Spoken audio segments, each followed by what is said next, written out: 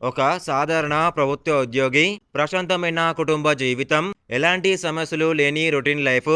కానీ ఒకరోజు అతను చూడకూడని ఓ సంఘటనను చూడటంతో అతని జీవితం పూర్తిగా మారిపోతుంది.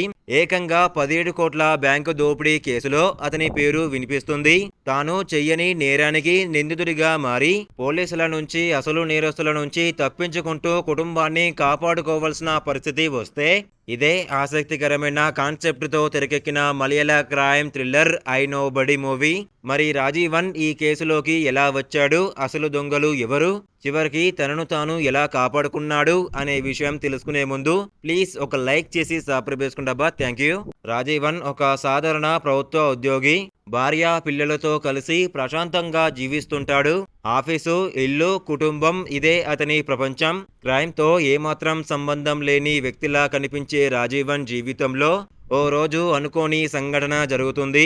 అతను చూడకూడని ఓ విషయాన్ని చూడడంతో అసలు సమస్య మొదలవుతుంది. అదే సమయంలో సుమారు 17 కోట్ల భారీ బ్యాంకు దోపిడీ జరుగుతుంది.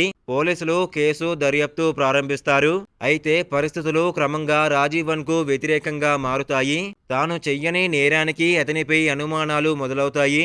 ఒక సాధారణ ప్రభుత్వ ఉద్యోగి ఒక్కసారిగా పోలీసుల టార్గెట్ గా మారిపోతాడు. కానీ సమస్య అక్కడితో ఆగదు. పోలీసులు అతన్ని వెతుకుతుంటే మరోవైపు అసలు నేరస్తులు కూడా రాజీవన్ వెంటపడుతుంటారు. తనను ఎందుకు టార్గెట్ చేస్తున్నారో అర్థం కాకపోయినా తన భార్య పిల్లలకు ప్రమాదం ఉందని గ్రహించిన రాజీవన్ వారి కోసం పోరాటం మొదలు పెడతాడు. ఇక అసలు మిస్టరీ ఇక్కడే మొదలవుతుంది. రాజీవన్ చివరికి పోలీసులనే తప్పించుకునే పరిస్థితికి తీసుకొస్తాడు. అయితే నిజం బయట పెట్టాలంటే అతను ఎదుర్కోవాల్సింది కేవలం నేరస్తులను కాదు, తనను నమ్మని వ్యవస్థను కూడా. ఇంతకీ హీరో దొంగతనం చేశాడా? ప్రభుత్వ ఉద్యోగి ముసుగులో ఉన్న అతడు ఎవరు?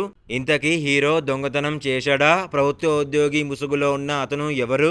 రాజీవన్ నిజంగానే అమాయకుడా? అతను చూసిన సంఘటనకు ఈ 17 కోట్ల దోపిడీకి సంబంధం ఏంటి? దొంగలు అతన్ని ఎందుకు వదలడం లేదు? బ్యాంకు నుంచి దోచుకున్న డబ్బు ఎక్కడికి వెళ్ళింది అనే ప్రశ్నలకు సమాధానాలు తెలియాలంటే సినిమాను చూడాల్సిందే. సుమారు 2 గంటల 49 నిమిషాల వీడియోతో సాగుతుంది ఈ మూవీ ఆగస్టు 25 నుంచి జియో హాట్‌స్టార్‌లో స్ట్రీమింగ్ అవుతుంది. గుడ్ న్యూస్ ఏంటంటే మలయాళంతో పాటు తెలుగు, తమిళం, కన్నడ, హిందీ భాషల్లోనూ అందుబాటులో ఉంది. ఇలాంటి బెస్ట్ మూవీస్ కావాలనుకుంటే మన వాట్సాప్ గ్రూప్లో జాయిన్ అవ్వండి. డిస్క్రిప్షన్లో లింక్ ఇచ్చాను.